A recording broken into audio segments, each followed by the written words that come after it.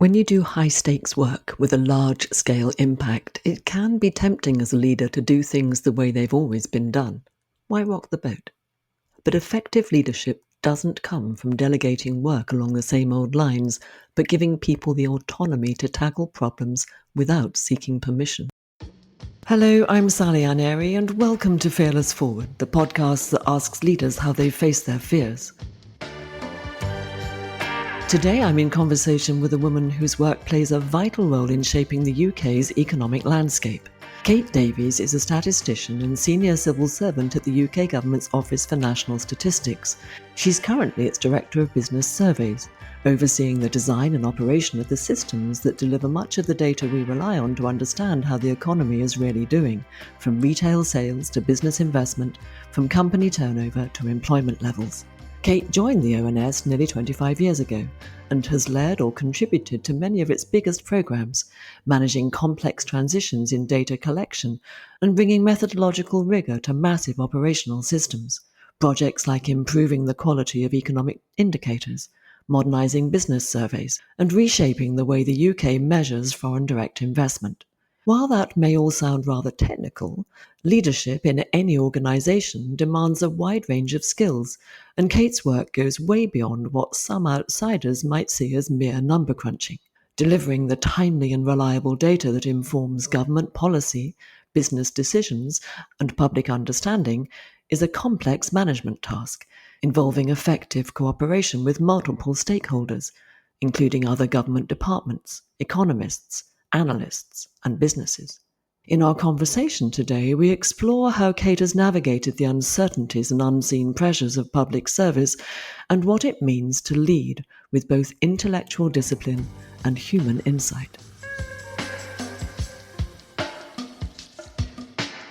I'm a senior civil service servant at the Office for National Statistics. I currently hold the role of Director for Business Surveys, which means I'm responsible for the collection of 74 business surveys, which go out to different businesses across the UK, asking them for different kinds of questions on whether that might be sort of what was the retail sales turnover this month, ranging to what assets have you held, what liabilities are you holding, etc. The collection of that data is then absolutely paramount as it feeds into the economic statistics that the ONS produces. And if you like, what one part of my directorate absolutely is the fuel for the organisation, for them to be able to produce the statistics that they do on the economy. Alongside that, hugely recognise, both as an organisation and both as a leader, that what we collect and how we collect that data constantly needs improvement. And it's not just a continuous improvement cycle that we need to be in. There's a lot of the work that needs full-scale transformation, full-scale change. So I also then have a programme of work that looks after the transformation of business surveys alongside that. And fundamental to that are the foundations that actually surveys rely on, which is the form of a business register. So the pressure that's on my area at the moment to make sure that we can get a new business register in place that will allow the organisation to meet international standards in the future, select better samples for their surveys, be able to make sure that everything we do is of the highest quality, is very, very high. And when you consider that that's quite a big transformation operation going alongside a very strong operation in the collection space, the balance between the two can be quite difficult. I'm just imagining, there you are running the day-to-day, you have a big department, don't you? A lot of people who look to you for skillful leadership. So you're managing the day-to-day and you're looking forward all the time, trying to anticipate and live with the multiple changes. As we all know, things are moving so fast. How can you possibly be one step ahead? It's incredibly difficult. There's a point at which you have to live within the day. With 500 people, you don't know what people problem is going to come your way. You don't know whether or not all of your systems are going to stand up and allow you to be able to do what you need to do as an operation. You don't know if your service partners, your delivery partners within the programme have problems that you're going to need to address and make sure that you can still deliver. So for me, a lot of it is not simply about casting this eye out into the future and saying, well, what does it look like? What's the latest invention? How is AI going to change everything? It's about making sure as well that you're constantly collaborating across the organisation, recognising that they may know more than you and you can get that information from them. And indeed, your people that are working daily with the businesses that we collect data from, they can also sort of have a question with or discussion with those businesses that says, are there things that are you're thinking are going to come into the future that are going to impact you? And indeed, one of our units really does do that and draws out the information that we know will probably impact what we need to collect or do in the future as well. So it's not just me, it's making sure everyone around you, you're collaborating, you're making sure your people know that they've got to look for what might be around that corner. What do we need to consider as well? You can't do it on your own. So when you think about your day-to-day challenges, dealing with the present, anticipating the future, managing the rapid technical changes which we all know about, and working with your team and your fellow leaders, what have you learned about yourself in all of this? I've learned a huge deal about how I work with others and about how others will interact with me. And I think the first thing is sort of working on a reflection that I've had from a previous line manager who told me that I had too much fun with my teams and that I needed to keep my relationship with them purely professional. And having tried that, I recognised that actually I wasn't getting the best out of my people. They were almost standing back from me and taking the kind of instruction to do as quite a literal thing, and waiting for me then to tell them how to do it. When I changed back to having a much more sort of not so much fun, but a more friendly relationship with people and a more open relationship with my people, what I observed was actually to say to someone, I've got no preconception of how you do this or what you do. It's the result that you get at the end that concerns me most. And giving them the freedom to work to their own, not so much time, but to their own objectives, to their own knowledge, to their own standards, really allowed them to shine amongst themselves as well and amongst their peers. And I recognise that actually having a relationship with your people where you're open and you're honest and you might have a bit of fun with them, you might have a couple of drinks after work with them, actually, because they then know you and you know them, they see you not just as their leader, but they see you as almost a friend, as an equal. And within a civil service organisation, when you have a very hierarchical structure, it actually breaking down that hierarchy and then being able to say to the grade that is an administrative officer, which is pretty much the bottom of the hierarchy, can you have a look at this for me? Can you see what you can do with it? And knowing that they think, okay, she's trusting me to have a go at this, and she might be at really this high level, but she's really interacting with me. And I find that people kind of go, oh, I'll have a go because she's trusting me, she's believing in me. The other thing I've noticed is you do not, as a leader, in the same way as if you were managing staff, how you speak to one person and how you interact with one person is not going to be the same as how you will speak to and interact with the next person.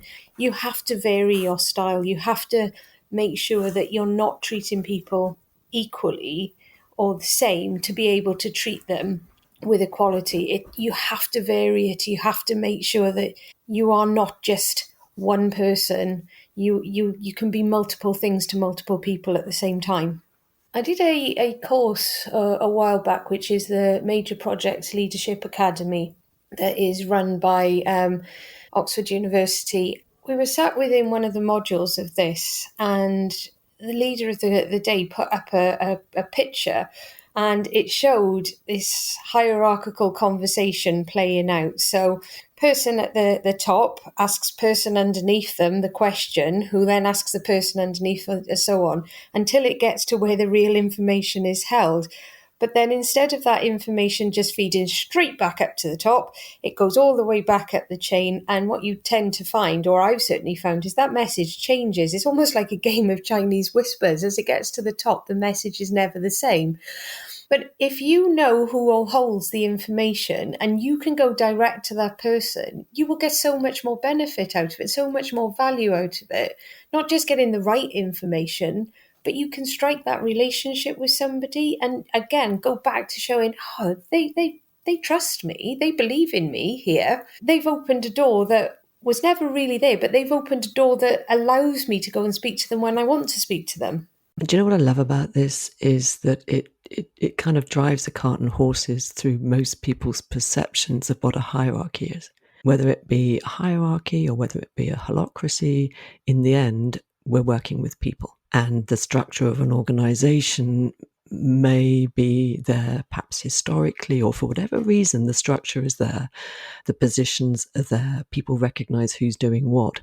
But what really works is when you go to the person closest to the problem and get them to take responsibility, invite them to take responsibility, and empower them to have the authority to do that. Yeah, absolutely. And empowerment often kind of gets mistaken for I've allowed somebody to do. You didn't allow them to do something, you enabled them to do something. You enabled them to work to their own, whether that's their own kind of means or whether it's I've got an idea and I want to follow this through. You didn't allow them to try that idea out. You enabled them to try that idea out. It's a very different word, isn't it? And empowerment comes from enabling. It comes from trust. It comes from respect. It's not simply I've given you the power to go off and do. Can you think of an example recently where you've made the conscious choice to do that with someone in your team who might have thought that they weren't capable? Oh God, I think there's probably daily examples, and you see people kind of floundering and in the whichever way you look at it, the hierarchical structure's still there. I'm a director. The administrative officer wanting to talk to me will be nervous, will be scared about it, and it's about. So if you're then coming to them and saying, "Could you just have a look at?" Their nerves are up before you even start, right? It's kind of how do you address that? And I suppose in the last couple of weeks, especially, we've got a huge operation going with the collection of the annual survey of hours and earnings. We're looking to collect the information that tells us what sort of the average hourly wage is, which helps then inform the national minimum wage. And it's really key that within that we get the best contact with businesses possible. Now, one of my team, he came along and we were opening post for the morning to help everybody else out. So we're opening the letters that are being returned to us. We're making sure that we're sorting them. We're ripping the front page off because we don't want that. We want the actual answers. And he looked at me and he said, "What are all those white envelopes?" And I said, "Well, they're the dead letters that we get back where businesses have moved address or have moved or are no longer trading." And he said, "Well, what do we do with them?" And I said, "Oh, I don't really know, to be honest. I think they're left there until the end of the operation and then we'll mock them up later. We'll action all of the addresses that we possibly can later." And he said, "Oh, would you mind if I took them away and had a play with Copilot and see what I can do?" And I was like, "Absolutely." And within an hour, he came back and he said, "Can I show you something?" I was like, "Okay." And he had created a script within Copilot that would take the address and the name of the business. It would scan Company's House, which is freely available and open to anybody that wants to use it, identify the business, identify the new address, and be able to action all of our systems to be able to say, this company's changed address, and we can get the survey out to them to the right place at the right time. It was like, this is genius. And to then show other people that somebody has just kind of taken some initiative and gone, this is what we could do, sparked this, well, what if we did this? And what if we did this? And suddenly it was like, I didn't have to give him permission. He didn't even have to ask because I would have said, crack on and do regardless. But just that sheer willingness to want to try And I honestly think that that's really come from me saying continuously, don't come to me for permission to do. Come to me and say, hasn't quite worked. How can you support me? How can you help me? So I suppose my style, Sally, is never to go straight in and say, could you do? Could you have a look at? It's almost kind of, what ideas have you got that can help us? And use them, play with them, see what you can do. Well, it sounds to me as if you're genuinely valuing people's opinions, not pretending to, not doing it because that's what leaders are supposed to do, but you're showing up.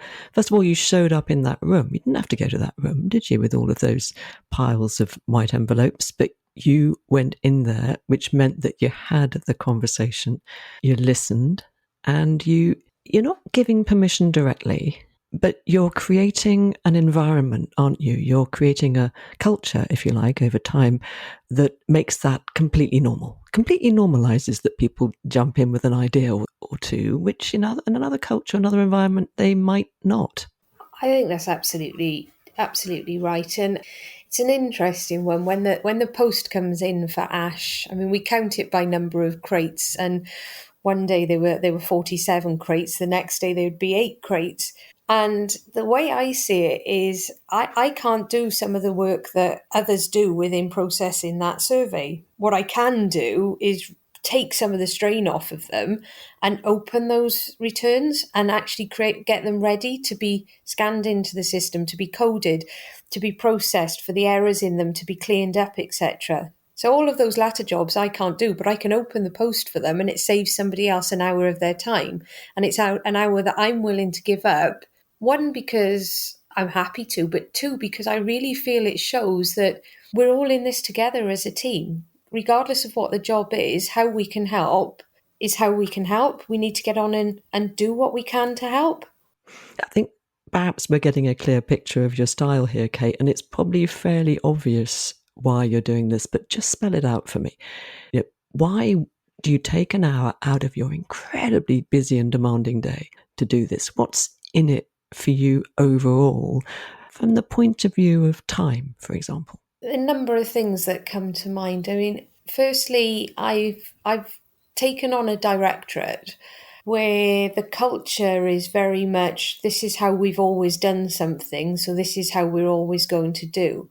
And in trying to kind of shake that up, I've felt that it's really important, and I know that my deputy directors feel the same, that in order to shake it up, we've got to shake things up as well, and we've got to show that as a team, we're really willing to muck in and get on and do. So that was one of the reasons for it. I mean, in terms of, yeah, this takes an hour out of my day, and it's taken several hours out of the last few weeks.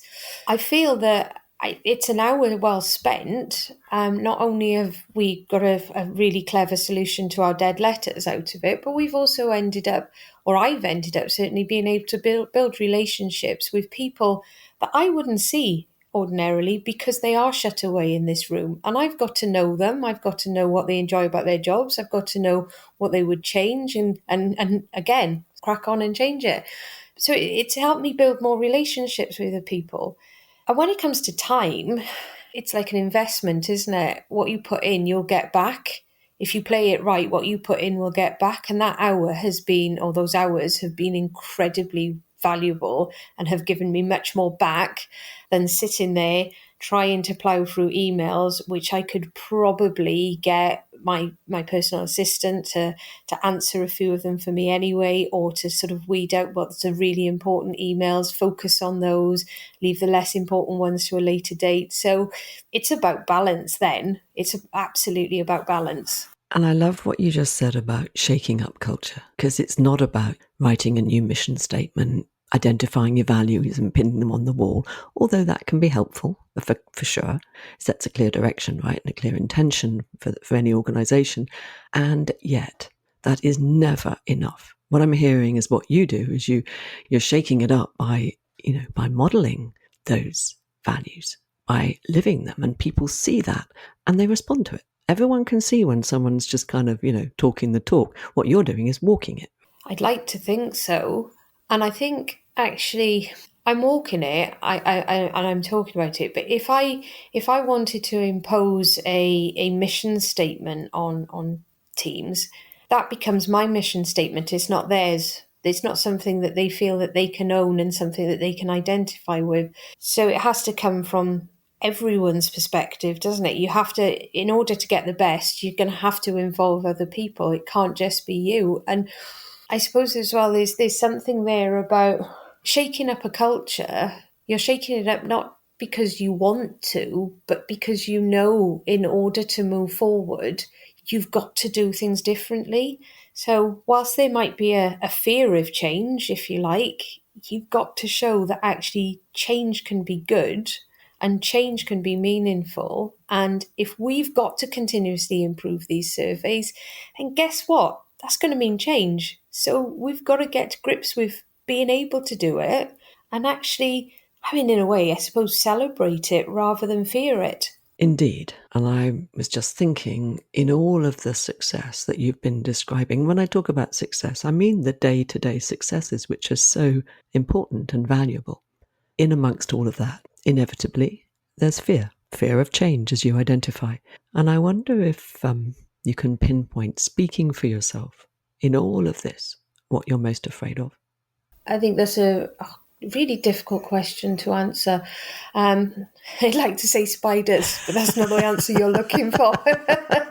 Well, in this context, in this context, I think that the fear is actually, will people come on this journey with me? Will I be able to break that? We've always done it this way, so we'll always continue to do it this way. I'm not afraid of people not liking me. I'm not afraid of people having different opinions of me, because if everyone liked me, life would be quite simple. I'm afraid more of, what if it doesn't quite work? What if we can't learn the lessons from that? What are we going to do next? What other ideas can we try out? It becomes a bit of a minefield, doesn't it? I end up having a conversation with my head that says, "Oh God, I'm not really landing this today. I need to do something differently. I need to do something better." And it's those times when I kind of go, right, who can I talk to? Who's a sounding board? Who can I run something past and say, what if I tried this? What do you think would happen? And often those sounding boards are the people that I work with. Yes, they're not always my two deputies. They're not always senior grades. They could be anyone who's happy to sort of talk with me and talk it through. so I'm hearing, sometimes from time to time, some self-doubt creeps in, perhaps even a bit of self-judgment, anxiety about whether the thing's going to work or not. And when you experience that, when you hear that happening in your head, that's when you look for help, you seek help. Absolutely.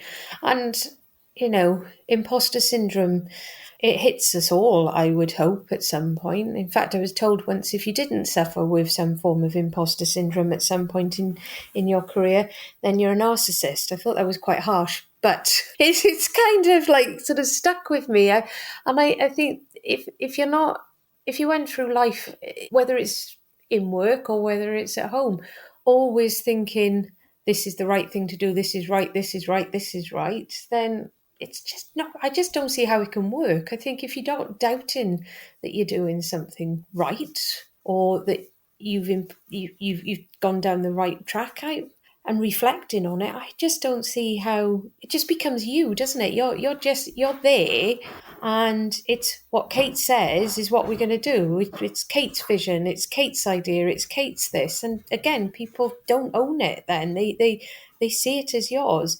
I mean, I'll give you an example actually.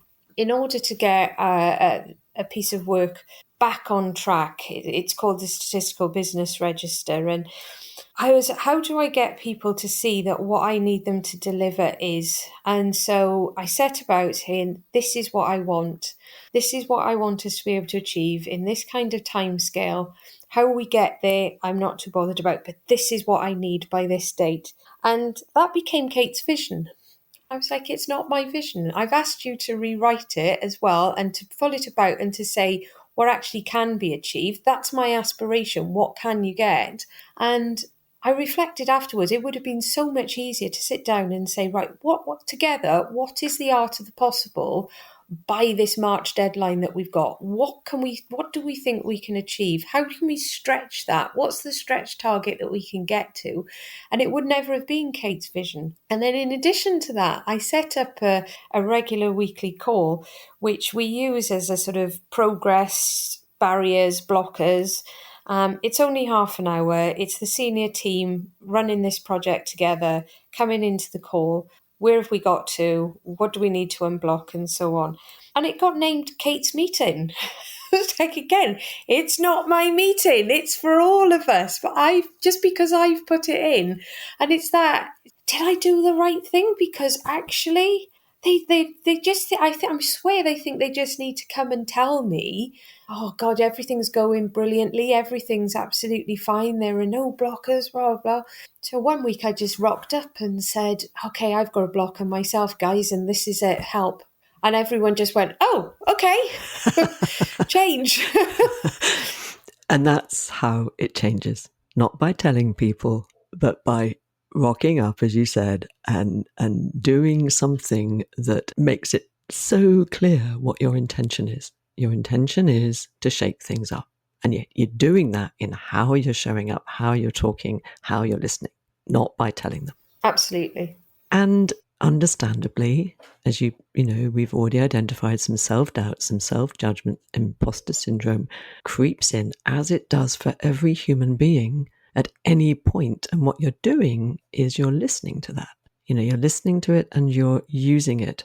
And you're also normalising it. I mean, that quote that you provided for us earlier, harsh as it may sound, nevertheless, I suppose what it highlights is the importance of listening to whatever comes up in our mind and using it as data, as feedback, and then deciding what to do with it. Yeah, absolutely.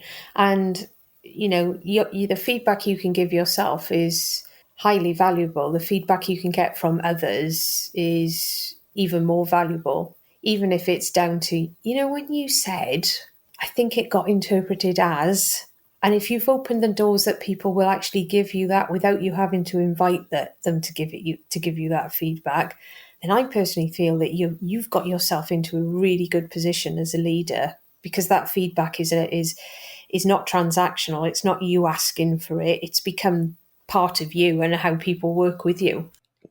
I'd like to switch a little bit, if I may. You mentioned earlier in the conversation, as we all know, the rapid shift in ways of working because of artificial intelligence. So AI is here. It's changing so quickly, as we all know. It's a fantastic aid, and it's in some areas a threat.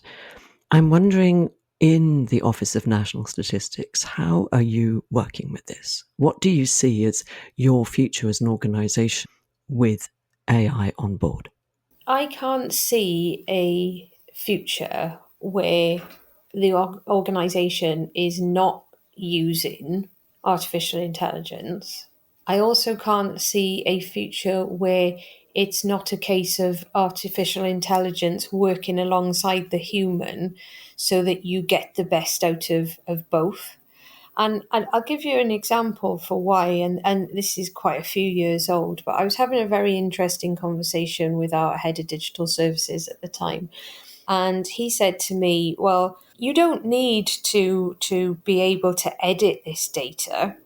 We could use machine learning to do it. And I was like, okay, so how do you think that might play out? How do you think that the nuances that the business will tell us about could be learnt by the machine in order to be able to edit the data?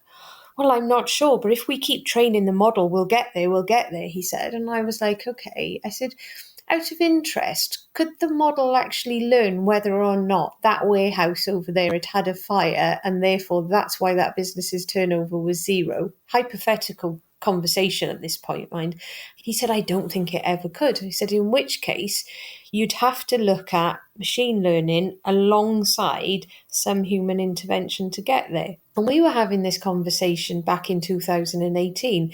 And it's interesting now is how that's like almost morphed. And when I mentioned the example earlier about the dead letters, that's artificial intelligence within Copilot reading for us and scanning internet sites and doing whatever we need to do and pulling it back to actually it couldn't scan the letter itself. We had to find a way to input that data, and that takes a manual intervention. So you've always got a human interaction there with it. I can't see, so I suppose what I'm saying, I can't see this world where it ever replaces something.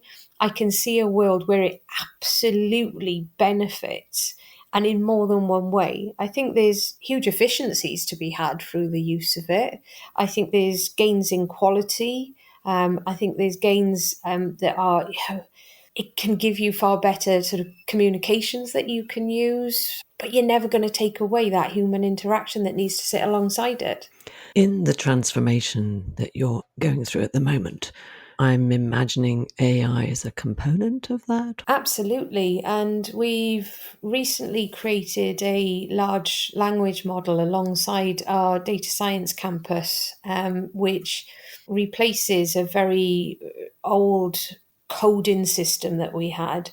And the large language model, we feed it some information. It then comes back and says to us, we think the occupation is this, and that the standard occupational code for it would be this. We've done thorough tests on it, and we're getting an increase in quality. The the time saving across a survey, a very large survey, could be as much as 500 hours of manual intervention replaced by using this large language model instead. That's 500 hours that I then can reinvest. We tested it on something small. We're now rolling it out to bigger and bigger and bigger. And I've talked a couple of times about the Statistical Business Register. It will be the coding tool within that as well.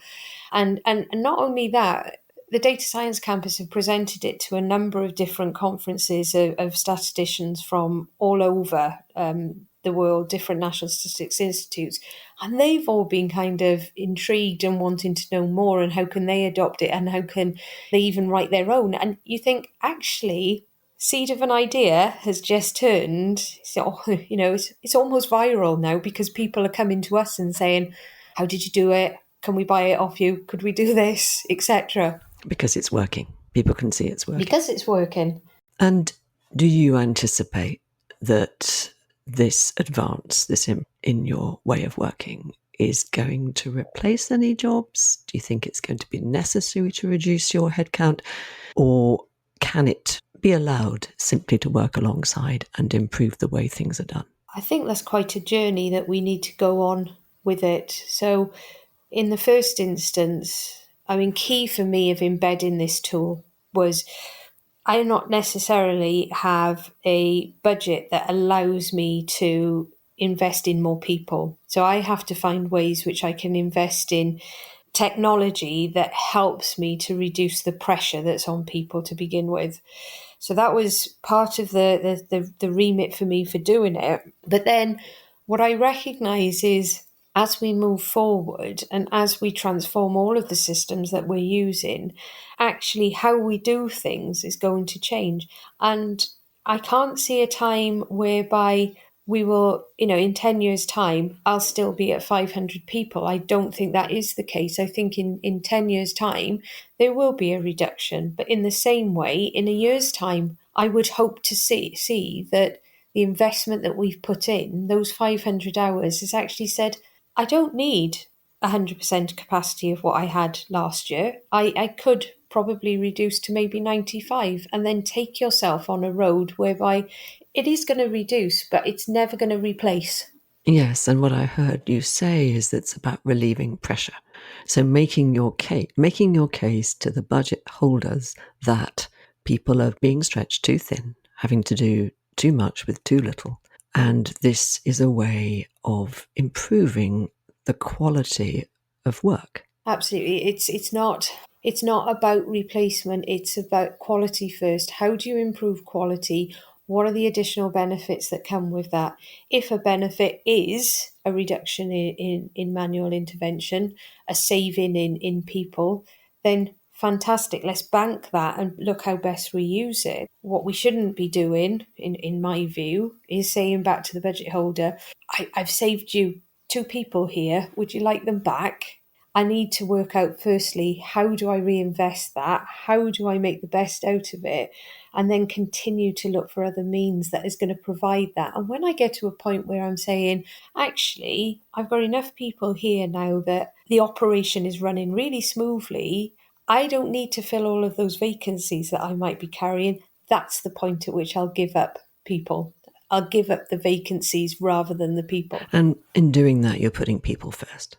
So I'm Absolutely. hearing here some very important principles of your leadership and your contribution. And the very first one I'm hearing is people first and quality of work. Perhaps, side by side. I mean, tell me, what are the underlying principles here as you move forward as a leader? What are you keeping front of mind? I think it's absolutely, how do I get the best out of people? How do I get them to recognise that without my teams, there are no economic statistics? Without the work that we do and improvements in quality and improvements in everything that we do, actually, things stay static. Is that what we want as an organisation? Absolutely not. What we want to see as an organisation is a continuous growth, an increase in quality, an increase in our offering, an increase in everything. But you cannot do that as an individual. So front and foremost, straight away becomes, how do I get best out of people for them to be able to not just help me drive it forward, but to own it, accept it, and move it themselves? And when you look forward, given everything that you have on your plate, and I know it's an enormous amount, what does fearless forward mean to you? I'm never really sure. And the reason I say that, I mean, you see, I think it's very easy to interpret it, the word forward. We know it's moving in this direction. It's not in reverse. We're taking steps forward. In terms of fearless, difficult one for me. It really is a difficult one for me. So when you hear the word fearless, does it make you think that it's without fear, having no fear? I think it does. It almost strikes me as the literal definition of it. I have no fear. And I can't see a world where that is the case. No. So given that fear is normal, that it's actually an intelligent emotion, we've been talking about it, haven't we? Self-doubt, self-judgment, imposter syndrome, and so on. Given that fear is normal, and given that you want growth, you want to see growth, it's an important principle for you as a person, as an organisation, as a team. And you want to do that knowing that fear is always ever present. How do you move forward with that? I really, really appreciate the times at which you sit down with an individual and the question might not be, what are you frightened of? But you start exploring something and you can direct the question or direct the conversation so that it almost comes out what they're afraid of, what they think is the risks, or what might not work, or they're scared that this might happen, or I'm scared even that you're going to replace my job with AI. Then you start to kind of go, okay, I didn't need to say, what are you afraid of? I can have a conversation that draws that information out. And sometimes those fears are really, to you as a leader, maybe quite simple, but to the individual, they're really a big deal. And if you can get under the skin of what somebody is thinking and understand them, I think it allows you to address it. And to be able to maybe put their mind at rest, or even to be able to say, fear of failure is one thing, but actually celebrating fantastic failures is another thing. Now let's look at it and say, well, what have we learned? What I'm hearing here is what matters for you is that you listen for the fear. It's ever present, it's going to be there, and you're listening for it. And I think that goes inwards too, doesn't it, for you, Kate? It's both listening to your own fears and listening to others' fears, and then looking at how to work with them, not ignore them. Absolutely. And there's something here about when we say listen to what other people are saying, sometimes listening itself is not enough. Sometimes the body language, the observations of how they're acting will give away what they're frightened of something. I think what's most important when you're listening to them, when you're observing them, that is you're hearing that message. You're not just letting it it's not just a noise. You're hearing that what is being said and you're interpreting it in the right way, because actually sometimes somebody will come to you with what seems like all the bravado in the world, but underneath the bravado is masking the fear that they have. And you can see that in the body language. There's going to be an incongruence, isn't there, between what they're saying and how their body is sitting or moving. So you're listening, observing, and listening beyond the words for what's really happening. Thank you, Kate, for this conversation, and very best wishes for the future. Thank you. Effective leadership has nothing to do with your title and everything to do with trust. Real transformation happens not just systemically, but person to person. Kate breaks down hierarchy, not through rebellion, but through relationship. She challenges the idea that professionalism requires distance. On the contrary, she's found that warmth, trust, and genuine connection encourage her people to step up and do their best work. That's not indulgence, it's leadership. She also spoke about balancing two huge roles at once, managing operations in the present and leading transformation into the future. For founders navigating their own scale and change challenges, this will strike a chord. Kate doesn't claim to have all the answers. What she does do is listen, collaborate, and trust the people closest to the work. She knows the future can't be predicted, but it can be co-created. And finally, her clarity around empowerment was a refreshing reframe. You don't empower someone by giving them permission. You enable them by believing in them and by getting out of their way. For anyone grappling with the pressures of leadership, Kate offers these 4 grounding principles. Don't just push forward. Stay connected to your people. Stay humble. And stay open to what they know and you don't. And that's how you build an organizational culture that's fit for the future. Fearless Forward is edited and produced by Mark Steadman. I'll be back with you in 2 weeks for our next conversation about how leaders have faced their fears. To be sure of catching it, go to fearlessforward.org or subscribe to my weekly bulletin at skillfulleaders.com.